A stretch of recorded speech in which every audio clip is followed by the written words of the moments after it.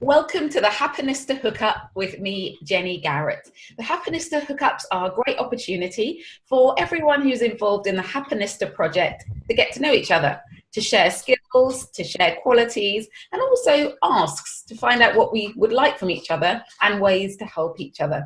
And also to know that there are so many women making things happen in their own unique way to be inspired by. Today, I'd love to welcome Leyla. Hi, Leyla. How are you doing? I'm good, thank you. Hi, Jenny. Hi. There's a little bit of a delay on the line, but we can handle it.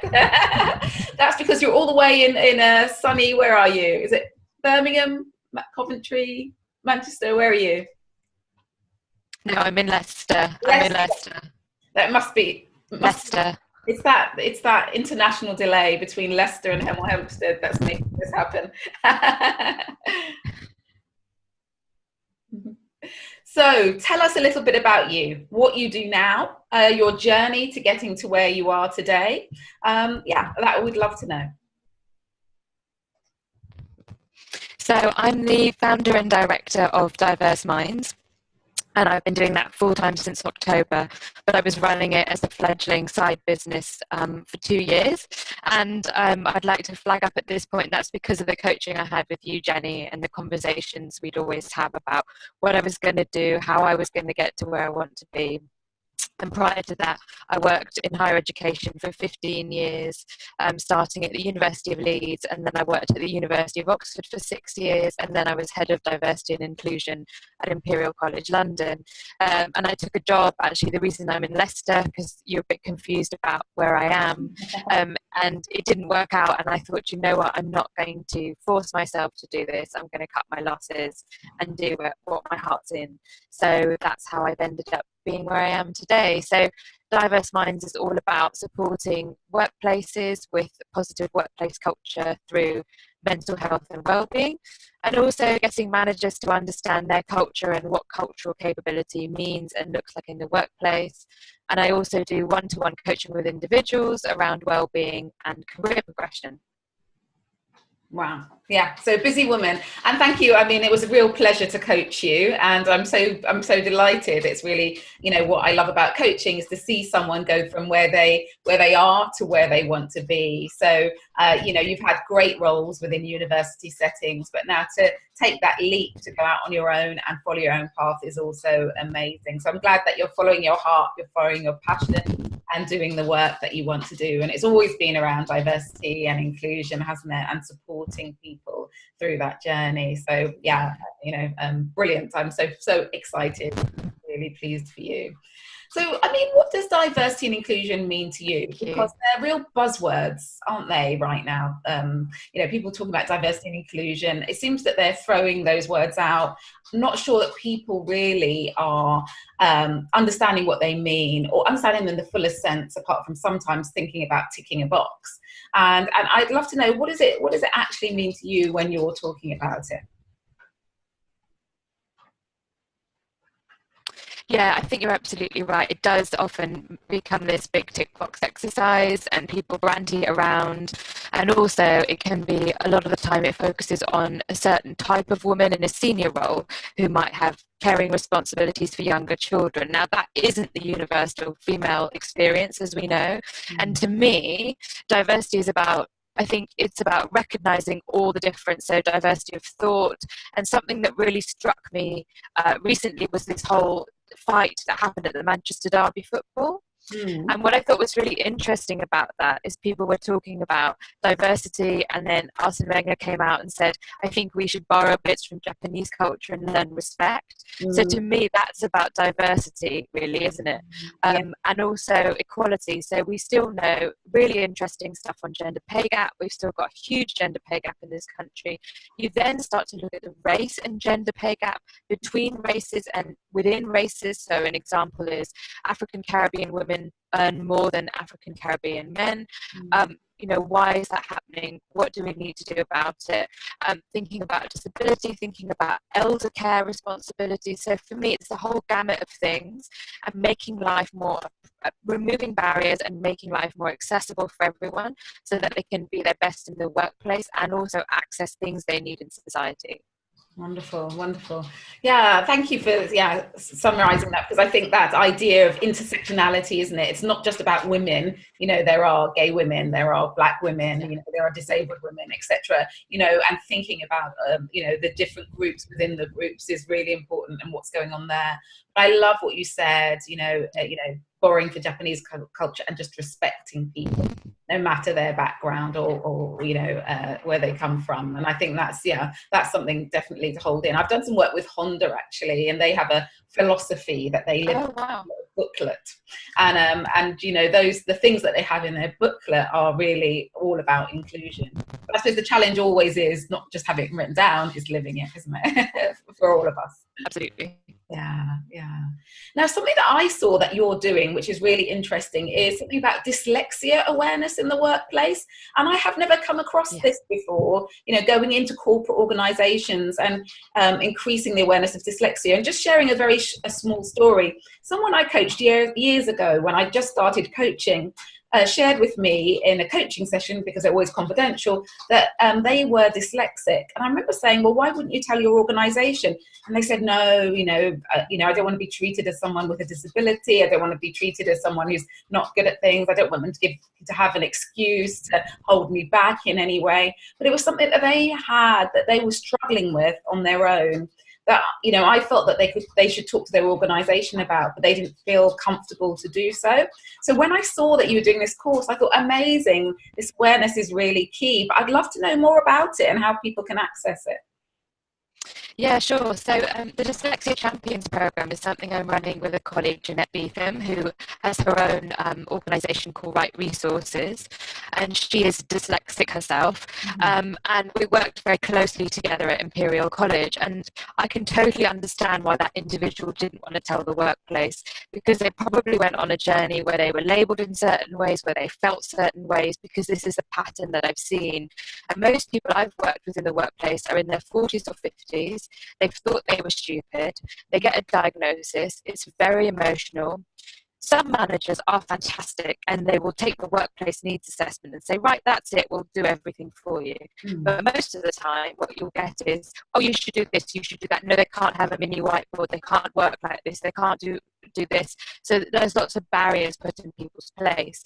So it's this whole thing around, well, why would you declare? Why would you say that you have a disability, dyslexia, whatever it is, if then there's no what's in it for me, actually, you're not able to take control of that.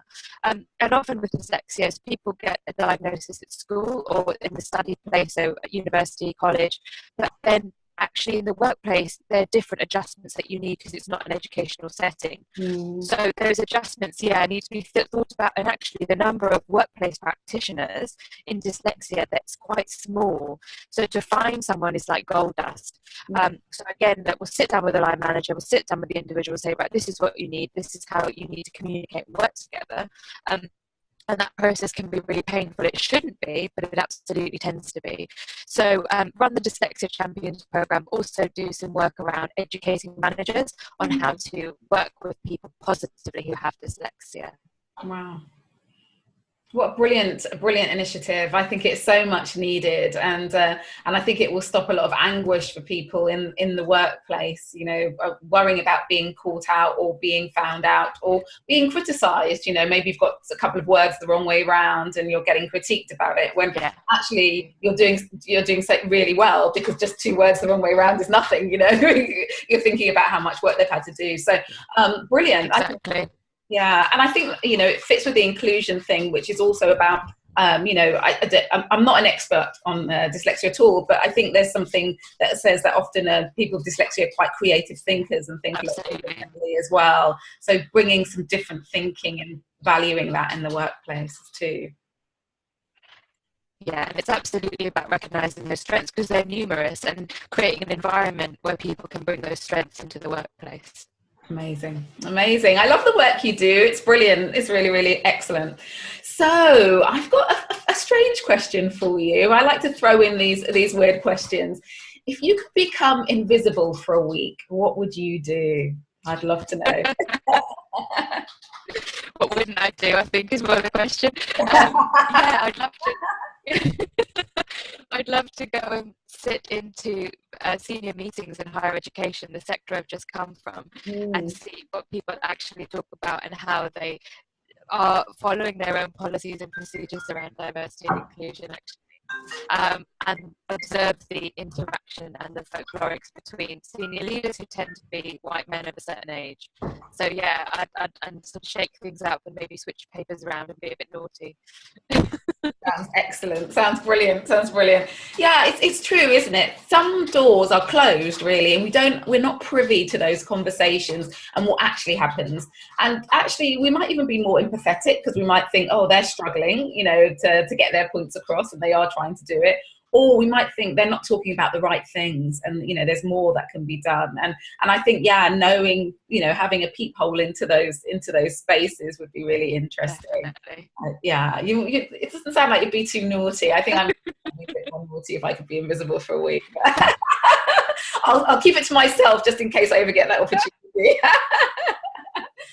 Oh, so thinking about the Happenistas as an amazing network of women, and the fact that, you know, there's this saying, there's only 6 degrees of separation. So whoever you want to meet in the world, just say you wanted to meet, I don't know who's Angelina Jolie, just say, and you know, if there's someone who knows someone who knows someone who knows someone who knows her, we could introduce you to her. We could find a way. If there was someone you'd like to meet, or a quality or skill or opportunity gap that in your network, you know, what are you looking for? So whether it's an introduction to a person, or whether it's actually, you know, I'm not so good at this, or I'd love to know more about this, or this would be really helpful to have someone who knew that. What would it be? What's your kind of ask around that?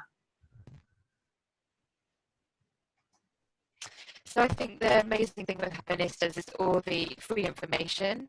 For example, marketing and a sense check. So I think it's brilliant for a sense check. Am I going a bit insane? Have I done this incorrectly? What should I do about this? And actually the non-judgmental space. And all the marketing tips from other colleagues. So V, she has some great stuff about like Greta Solomon stuff on the writing. And I can't remember everyone's names, but I think everyone's contribution is so valuable. And for me, marketing really is not my strong point. Okay. So really, if there was the thing that you need most support with is marketing, and you're enjoying getting the tips. Yeah. But if there was, is there something specific on the marketing front that you would like to know more about, or have more support on, or anything like that? Yeah, I think it's around how to get more people engaging in your page, and following you on Facebook, and getting involved and getting more work through social media. Right.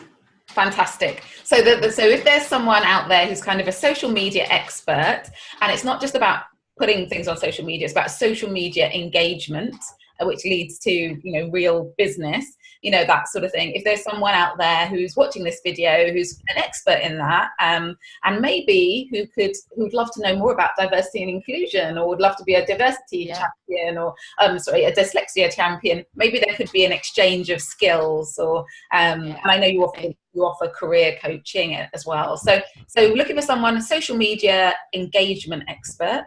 And perhaps you could give them something in exchange. So if you're out there, listen, Leyla's amazing.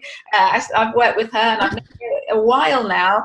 She'd be a great support to you if you could be a great support to her. So hopefully, putting that out there, your wish will be answered. Brilliant. Good. So just one kind of last question. What is the best piece of advice you've ever received? And I'm sure that's difficult because we get lots of advice, but what's the best piece of advice that you've ever received? So this would be from someone I really adore and I do a lot of work with, Dr. Ozzie Stewart, and he is a Black disabled man, and he talks about his journey, and we do disabled leadership programs together. And his bit of advice is, if people are nasty and people are rude and people are unkind, it's not your problem, it's theirs. Find ways around it, be strategic, be strong, believe in yourself, and you will do what you need to achieve. Wow, what a brilliant piece of advice, because it's so easy to take it all personally and then react. React in that same way. So brilliant piece of advice. I take that on board. And I think that's for anyone and everyone, that piece of advice, isn't it? It's for all of us. So yeah, excellent. Yeah. So if we want to get in touch with you, Leyla, how do we do that? Have you got a website, email address? Do you want us to engage with you on social media? What's the best way? So my website is in development. I'm meeting some designers on Monday, so I won't give out a web address yet. Okay. But it's probably through my email address. So it's Leyla, spelled Leyla, at diverseminds.co.uk, or Facebook, Diverse Minds UK, Twitter, at Diverse Minds UK. Wonderful. Or LinkedIn. So I'm on LinkedIn a lot. So I'm on LinkedIn as Leyla Okhai, so you can find me there as well. Lovely. Fantastic. Your name will be on the bottom of the screen, so people will be able to, well, they'll have your full name. That's been wonderful. I so appreciate your time. I really appreciate you being part of the Happenista tribe. Your contribution and your interaction is really valuable. And I'm watching this space because I know bigger and better things are to come from you. So thank you so much. And thank you, Jenny, for everything that you've done as well.